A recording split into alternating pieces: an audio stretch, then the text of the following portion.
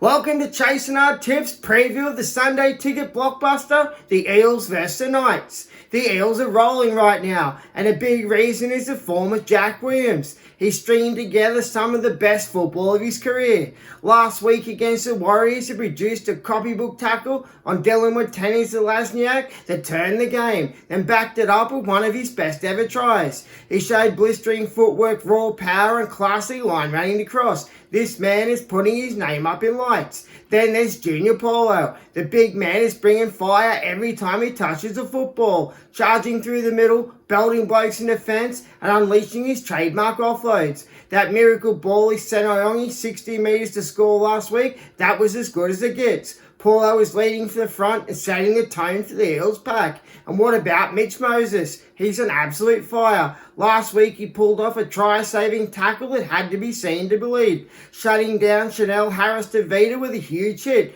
driving him into touch. Not only that, Moses had his fingerprints all over the attack, helping create another special try for Iongi. Right now he's producing clutch plays in both attack and defence. The Eels are $1.22, Jack Williams is $3.50 for a try, Junior Paulo's $5, and if Mitch Moses can get over, you get $2.75. Now for the Knights. The Newcastle Knights' performance against the Sharks last week was nothing short of disgraceful. They weren't just beaten, they were smashed 40 points to 16. No passion, no intensity, and blokes flat out refusing to put their bodies on the line. For a proud club, it was embarrassing. The one shining light, Greg Marju. The big winger was a wrecking ball. He ran the ball like a madman, smashed blokes in defence, and worked himself into the dirt.